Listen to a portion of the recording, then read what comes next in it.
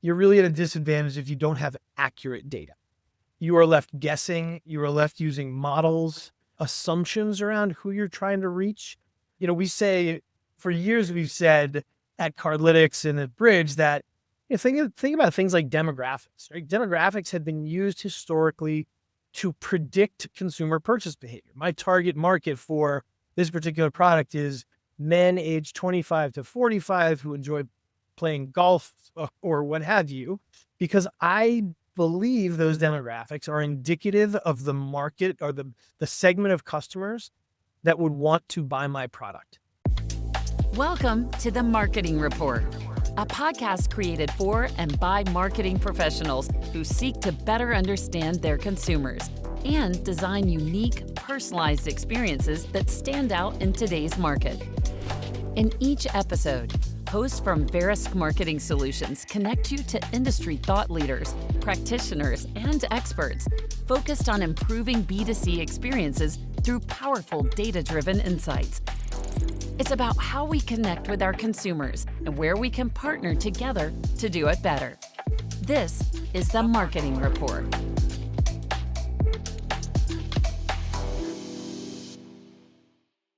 Welcome to the Marketing Rapport podcast. I am Tim Finnigan, and I head up product marketing for Verisk Marketing Solutions. One of the themes for 2025 that I really want to dive deep into is personalization. So a lot of these podcasts revolve around how to leverage data and pull insights from them. We talk a lot about identity resolution and completing that identity. But really, one of the themes I want to tackle is that how can companies better target and personalize their marketing campaigns for optimal performance? And that's why I asked Jared Luskin to come on from Cardlytics to join me, because he's focused, like him and his team are totally focused on better understanding the consumer and how to drive incremental revenue and actionable consumer insights for the advertisers. So, Jared, I know you typically work with some financial institutions and others to help marketers understand how and where consumers are spending their money, which sounds very difficult. So, Jared, first of all, welcome to the podcast. Thanks, And Tim. why don't you Nice to see you. tell me a little bit about what you're doing over at Cardlytics? Sure. So I lead partnerships across both Cardlytics and Bridg. Cardlytics partners with financial institutions to power their cashback rewards program. So we got a lot of visibility into where people shop. On the Bridg side, Bridg is an identity resolution platform, and we're a little bit different than most identity resolution platforms out there. All of our identity resolution capabilities are rooted in point of sale transaction data. So we help our clients identify, understand, and engage their unknown in-store customers. Think about non-loyalty customers. That's really Bridg's superpower to help our marketing partners engage that audience. So, Jared, I've heard an interview with you where you talked about how convenience stores specifically are still struggling with, like they've historically struggled with, how you can establish strong first-party data. Like before I really did a deep dive into, sort of what you do in this whole idea of shopper segmentation and really understand what they do, I didn't know it really existed out there. Can you just give us a little more, like, how do you gather that information to better understand the shopper? Sure. There's a couple of different ways on the Bridg side. I'll focus on the Bridg side today. So with the clients that we work with, we ingest a number of different signals directly from the point of sale. Information about the card that was used, information about what was in the basket, what SKUs or products were in the basket, what store was the purchase made at, etc.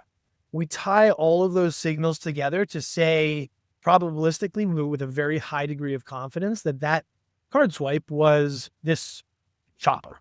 Associated to that shopper profile, we've got an understanding of demographics, socioeconomics, lifestyle indicators, etc. So again, it really helps our clients to better understand those customers that they may not have in their loyalty database today or their CRM database today. And then importantly, we are connected out into the marketing ecosystem. And so our clients can activate those audiences as if they were true sort of first party audiences. I think that is just like the definition of personalization because you're understanding everything there is to know about them, and they're not even in their first party data. It's like that's a hard thing to accomplish. And some of the things that you said keyed into me, or what Verus Marketing Solutions does as far as this, we do a little differently with the in shopper segment. We are able to get insights to more of the insurance shopper or mortgage shopper on like sort of who's in market. Can you just walk through maybe a use case with the loyalty and how a store could get that information and therefore turn that audience activation, marketing campaign, that sort of feedback? Sure. So as I mentioned, Bridge's superpower, our core technology is identity resolution. The example I'll give you comes from another product that we offer at Bridge, which is Ripple. Ripple is our regional retail media network. So we partner with a number of regional grocers, convenience store data partners. And Tim, you mentioned at the outset, like convenience is one of those areas that's really challenging. Like loyalty's pretty low. There are some loyalty programs in place, but I think adoption there is on the lower side typically. So let me use one of those examples. So we partner with, again, grocers, convenience stores to feed that transaction data into Ripple. And I think convenience stores are a really great example of this because it is very much an underrepresented sort of portion of the market. If you think about data and insights and personalization, it comes back to that challenge around first party data and loyalty. So today within Ripple, across all of our grocers and convenience store partners, we've got over 100 million unique shoppers. So that really puts us on par with some of the large, standalone retail media networks out there in terms of total number of shoppers and data that we see. What I find really interesting about convenience stores, again, underrepresented portion of the market today, but a really important and impactful one for those brands that sell their products in convenience stores. It is a incredibly frequent purchase. You think about when you go to the grocery store, you do your once a week stock up trip. You spend these days a couple $100 to fill your cart, take care of your family for the week. Convenience stores, you're going to the gas station, you're filling up your tank, and you're walking in to get a drink, a caffeinated beverage, candy, mint and gum, salty snacks, etc. But those interactions are happening multiple times a week, 3, 4, even 5 times a week in some cases. So it's really this incredible opportunity to reach that unique audience, for those brands to reach that unique audience and influence way more transactions, just given the overall frequency of purchase in the C-store space. So now you can use that, a brand can use that data to get their message in front of a convenience store shopper who is walking into the store, and they can influence that, have a touch point with them and influence that purchase decision 3, 4, 5 times a week.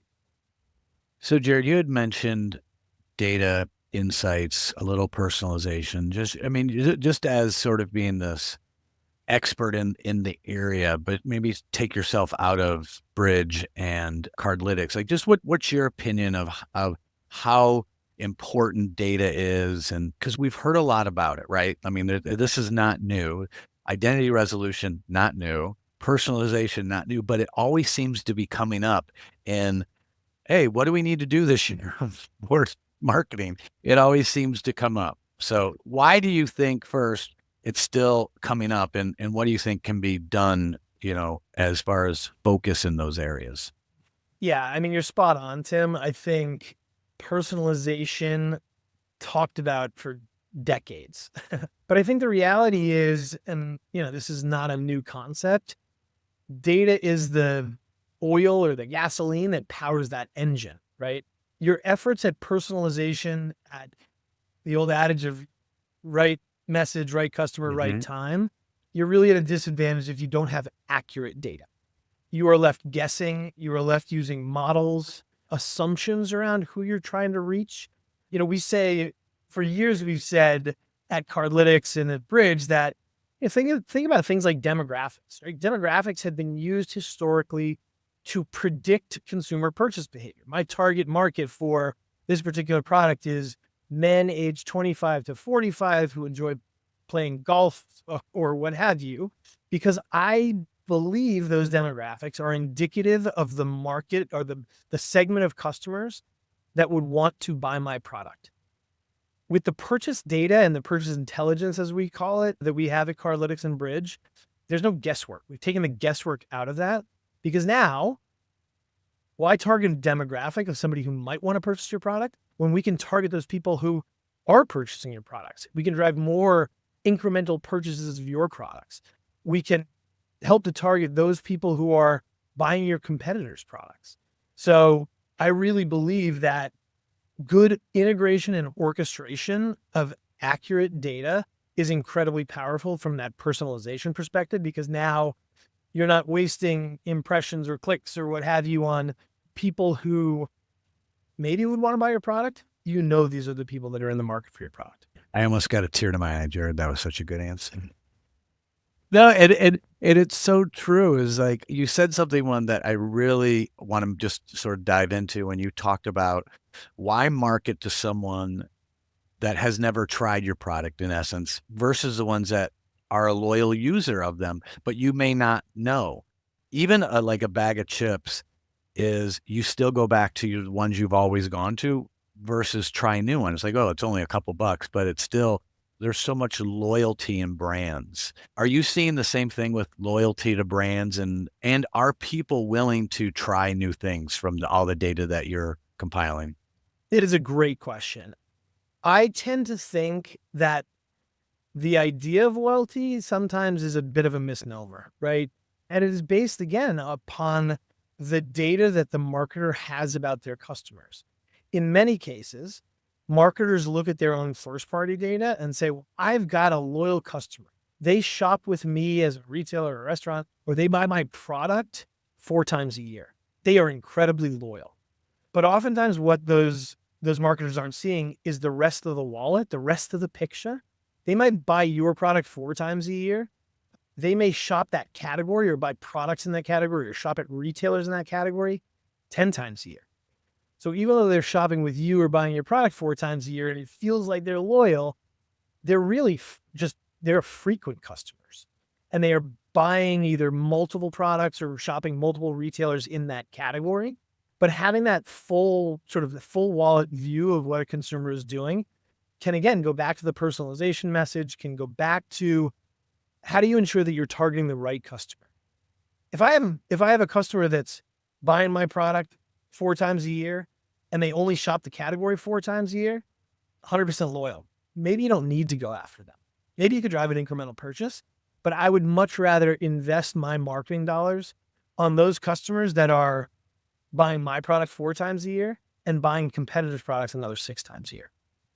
So Jared, just staying on this loyalty aspect, like if I'm a member of Marriott Bonvoy and, I've got the app on my phone and it's gamified and it's got the half circle of how many nights I've stayed and the point, how do retail brands like the ones you're talking about sort of gain that same level of loyalty? It seems like it would be harder. I think it's harder primarily because, you think about hotels, think about airlines. They are, for the vast majority of the population, they are far less frequent purchases. And I think they're higher consideration. You tend to, a lot of times, have more loyalty in those categories. Think about grocery, think about convenience store. The frequency of those purchases is so much more. Restaurant, QSR, there's so much more variety and there's so much more frequency of purchase that it does allow the average consumer a lot more choice. And I think there's a couple of things, obviously, there are myriad factors that play into loyalty. There's your brand, how easy is it to buy? I mean, you look at this day and age with inflation where it is. And I think that's another reason why consumers are willing to try new brands, because they are looking for the best price, right? And so I think it's a real challenge for a marketer to thread that needle, if you will, or play that balance between the brand values and maybe it's the promotional aspects or what have you, to be able to kind of meet the consumer where they are in terms of what are their needs as a consumer, whether it be price or performance or whatnot. And which goes back to make those decisions and how you're going to market your brand, you need to know who is buying your brand, right? It all goes back to like, do we have the right data? Are we pulling the right insights so we can now personalize these messages? Yep. So Jared, back to sort of what you're doing when you gather this purchase information. Can you just give me a couple examples of what a marketing campaign would look like? Like, what's the output? Like, how are they going back and marketing, with this information and, Yeah. and not keeping it like, cause I'm worried about like the creep factor too, is like, do we have so much information that we're putting someone off? I think that always a concern for us. Privacy, data security, ensuring that we are good stewards of the data is job one, period, full stop. That being said, there's for us in the industry, especially, we know this, but there's so much value in providing relevance from an advertising perspective. If I look at Bridg and Ripple, again, in particular, there are a couple of products that we offer that allow brands and marketers to execute in a privacy safe way, data security first way, but still enable that personalization and relevancy that we've been talking about. With Ripple, we enable brands to target syndicated audiences. So we've got a set of 3,000 plus syndicated audiences at the category or the brand level that are available out in the various digital marketplaces. More and more advertisers want bespoke audiences. So, not somebody who purchased the category once in the past year, but I want to target high value shoppers. I want to target people who are shopping that category again, like we talked about, 10 times a year. So we can create bespoke or custom audiences. The great thing about the data that we have access to is that it also allows for that full closed loop measurement. So where we get exposure logs back from various platforms, we are able to hold out control groups, run test and control analyses, and measure true incrementality and sales lift, which at the end of the day, in my humble opinion, is the metric that marketers need to be focused on.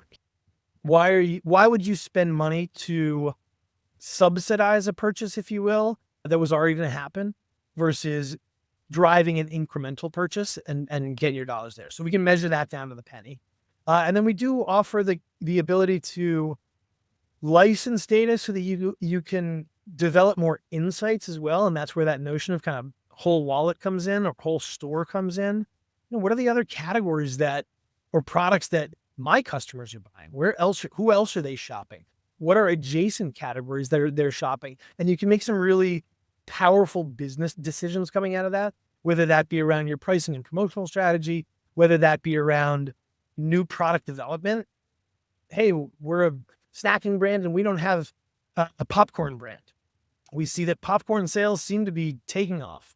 Maybe we should think about developing one, acquiring one, et cetera. So there's a lot of incredibly powerful insights and analytics that can drive real business outcomes from that data as well.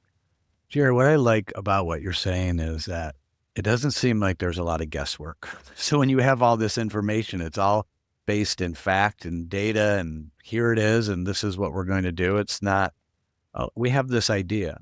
But I have a question for you, and in the intake call, I did not include this, so this is totally off the wall. Oh boy. What are some interesting things that you've seen, either from a demographic side, like, oh my gosh, I had no idea that people who wore coats during the summertime purchased this, or is there anything that you've seen in there they're like, oh my gosh, this is so valuable, and we didn't even think that this could have been a data point that we are interested in? It's a great question. I've talked a lot about Bridg and Ripple. I will give a Cardlytics example for this one, and it's one of my favorite examples. A couple of years ago, we were meeting with a large pizza brand, primarily in the take-home kind of take and bake space. And one of the things that's really interesting, again, because Cardlytics knows a lot about where people shop, Bridg obviously knows a lot about what people buy. Cardlytics knows a lot about where people shop. We're able to do affinity analyses really easily. So you can see, people that shop your stores or this restaurant, what are the other categories, the other merchants that they are shopping? So we had this meeting. We developed a list of the top 10 non-competitors where their customers were shopping. And, that's also useful for partnerships, for thinking about store location, et cetera. And one of the things that popped up was pet shops, pet supply stores. And, this is a big meeting for us. We're prepping, we're thinking about looking at all the data. What can we learn from this? And we were just racking our brains on the pet supply category. Wait, so how did the pet supply category come up? When they were this particular pizza chain's customers over-index at pet supply stores. Okay, got it. They had a real strong brand affinity for pet supply stores. And we were just racking our brain trying to think through what that meant and why that was. Go to this meeting and the chief marketing officer said, well, that's easy. Our shoppers over-index with pet stores because they're pet owners. They get off work.